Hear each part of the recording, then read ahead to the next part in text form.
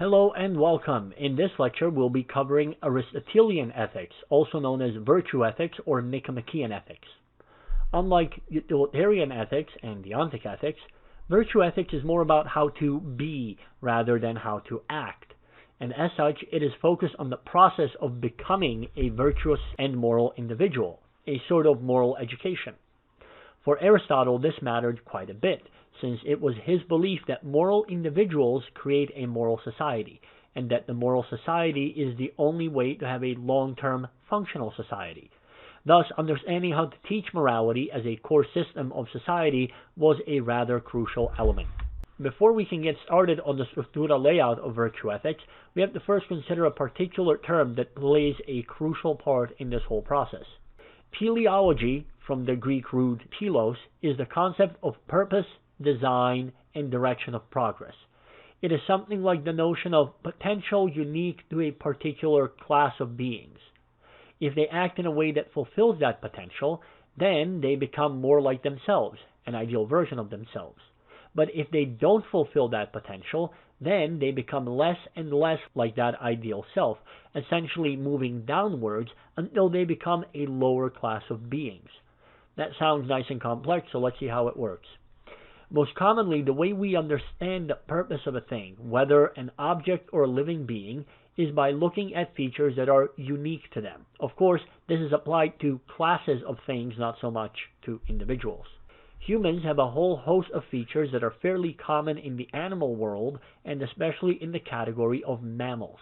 We have spines, eyes, feet, although only 2 of them, hair, sexual reproduction, etc. All this is shared by a lot of other animals, so that is not an interesting feature of human design. So what do we have that's unique? Well, we have reason and intellect. That is, we have a function that allows us to keep our instincts and emotions in check, to reflect on the past, to imagine a future that does not yet exist. And when we imagine a future, we can also determine an effective way of turning our present reality into that imagined future through a series of incremental steps. What else do we have that's unique? Well, we are not only social creatures, plenty of other animals are too, but we can't prosper in any meaningful way without social bonds. For one thing, we have a very long pregnancy period, where the woman and the child are very vulnerable and need social protection from all sorts of things going wrong. Imagine an 8-month-old woman trying to hobble away from an angry bear. And then, additionally, we have a very long development period, during which we have to be taught not to set ourselves on fire. During that period, we require an insane time investment to create a functional human adult. Oh, and it takes upwards of a decade to become sexually functional, so our birth rate is low. Giraffes can run in under an hour after birth. Elephants can walk, but we are useless for a decade. That's unique, and it requires a unique social structure of interdependency to allow us to function well. So humans are rational, intellectual creatures which require a particular kind of social structure to enable them to survive. All this matters quite a bit when reading any pre-Darwinian philosophy. Darwin gets rid of the idea of telos. Telos was the idea that was the basis of all Western and much of Eastern thought. We knew what the purpose of humans was. That means that we knew what it takes to make humans more or less human. A human that fulfills their rational and social potential is more human than one who fails at it. That is why we say that a person behaving like an animal is a pejorative term. Yes, we are animals, and every ancient civilization seems to have known that, but we're also above animals, because we have features that the rest of them don't. But if we abandon the pursuit of what makes us human, then we degrade ourselves. You can think of it this way. We don't think that dogs are in any way bad morally if they hump everything in sight. But imagine a person doing the same thing. Suddenly we think that there's something wrong with them because their reason and intellect is not being used. By the way, visit an average college party and you will see hordes of, quote, humans acting in a way that is far better suited to a cow. Food, drink, procreation, sleep. On top of this general human telos, we also have job-specific excellence, like what it means to be an excellent doctor or janitor and so on. But all these specific kinds of functions must reflect excellence in the general function as well. So now we know what telos is all about. Let's turn to Aristotle's axioms. The nature of the world is teleological. That is, everything has a specific purpose, design, and so on, the fulfillment of which is crucial for its success. 2. Human beings are social, rational animals, meaning that we have 3 specific features that we must excel at to be as human as we can, to fulfill our purpose, our telos. And 3, understanding one's telos and pursuing it is the way that humans relate to the universe, also known as eudaimonia, happiness attained by excellence in one's purpose. So what about the theory? Well, how does one embody excellence as a social, rational animal? By fulfilling each of those features. The animal nature is all about individuation. See the lecture on Kostler and Hollands for specifics somewhere on the screen. We care about ourselves. We are independent agents concerned with our own success and survival. This is an emotional extreme of pure self-interest. This is the opposite of being social. The social nature is about integration. We care about the us, about the we, not the I or me. We are members of society, concerned with collective success and survival. This is an emotional extreme of altruism and self-sacrifice. This is the opposite of being independent or animalistic. Well, now we have a problem. Our telos is pulling us in 2 opposite directions. On the one hand, we want to be independent. On the other, we want to be part of a larger whole. The better you get at one, the worse you are at the other. And this means that if these 2 features were the only parts of our telos would be incoherent. Now this is where reason comes into play. Reason is the way that we mediate between these 2 emotional extremes. Because it is not emotional, like the social and animal natures, reason can manage this job.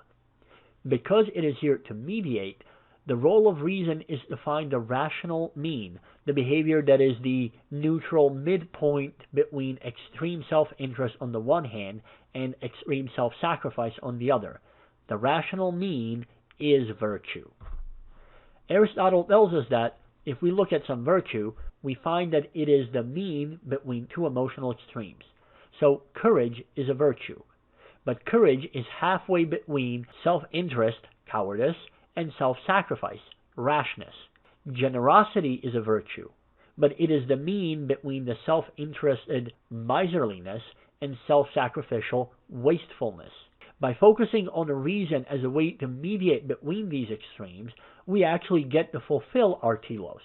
We are animalistic insofar as that is functional, and we are social insofar as that is functional, and we maintain this balance by reason.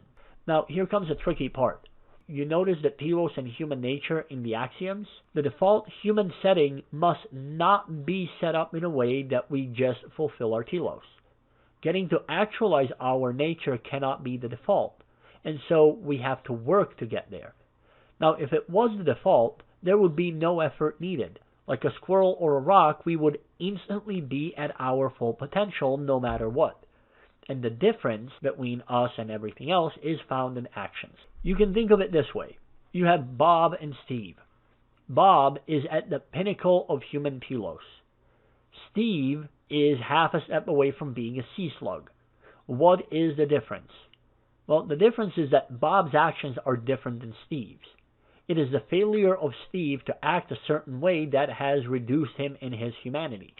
And that means that if we pay attention to the difference in actions between Bob and Steve, we can then tell Steve how to act better. And that means that the ability to successfully engage in progressing towards actualizing your telos is actually just based on education. So what kind of an education ought that be? Well, the key component is all about modeling proper behavior, or so says Aristotle. Well, why modeling? Why not just learning from a book? Well, you already know the answer to this one, because you have all known that doing some particular thing was a bad idea. It's not that you thought that it might be a bad idea, but you knew for a fact, and yet you did it anyway. And that means that knowledge alone isn't enough. You have to learn to bring your reason to bear on your emotions, to instill order into chaos. And this is something you learn by doing, not by reading. So to properly behave, you have to bring your sense of self, your identity, to engage in full simulation of what is a socially functional mean, a way of behaving that we know works, and we know that because the society works. And you do this because your natural reflexes are not right. Your natural behavior is not adequate to actualize your telos. So now you have to get rid of your bad reflexes and then replace them with new, better ones that are supposed to become your new default setting. Here's an analogy. In martial arts, we spend literally years teaching people to throw a punch correctly. Why? Because your default throw a punch setting is bad. Well, how bad is it? If you throw a punch in anger, untrained, you have a very good chance of breaking your hand. That's bad. Now, we can explain the right punch to you on day one and have you memorize how everything is supposed to be positioned. But the problem is that you need that new way of punching to become a default way, something that your body does naturally. And that means countless hours of doing it over and over again until you can do it right in your sleep. So this is why emulation is critical. You have to model being a decent human being to become a decent human being. Okay, so now we have the theory. What does that mean in practice? A properly virtuous individual should embody the rational mean in a way that is socially and contextually relative, and they should both come to embody it and maintain that embodiment by habituation. All right, why habituation? Well, habituation, or making something a habit, a default, is all about strengthening those new default settings against emotional imbalances whose presence and spikes will be a given. If we do this correctly, then even when you fail at hitting the rational mean, you will at least be in the right neighborhood. So let's give another example. The last time you had to poop while in public, did it even occur to you that you could just go right where you're sitting? No, of course not. You looked for a bathroom. This is really important. Your default setting is not to look for a bathroom. Your default setting is to go wherever you are. And that is how you're born. And then it takes time and effort to educate you to look for a bathroom. And we instill that idea so hard, we habituate you to it so well that we don't even talk about the actual bodily function. You only refer to the room where it takes place. I need to go to the bathroom is a factually incorrect statement. You may need to pee or poop, but you have associated those terms so well with that room that you don't even refer to the act, only to the location. Now, let's say you had no way of getting to a bathroom. Would you just go where you sat? Well, not if you had a choice. Instead, you would find or make some approximation of the most bathroom-like situation that you could, hiding behind a shrub or something. And that's the power of habit. Even when you can't manage the correct thing, you still end up in the right neighborhood of it. So what kind of a world do we get here?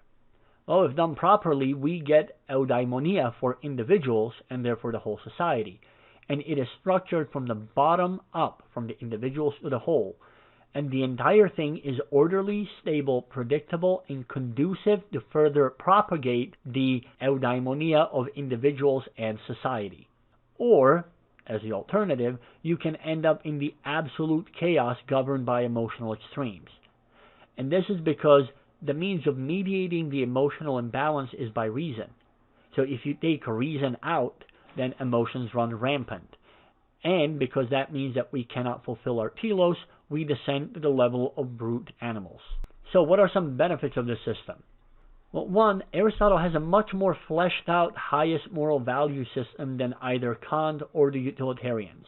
That's because unlike either of those, Aristotle accounts for the whole human being, the individual, the social creature, the rational agent, and then he places that definition in relation to a universal idea of purpose.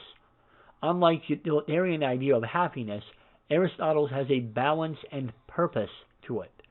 Unlike the Kantian idea of reason, the reason of Aristotle has a universal purpose that is related to the idea of the whole human, not some robotic entity.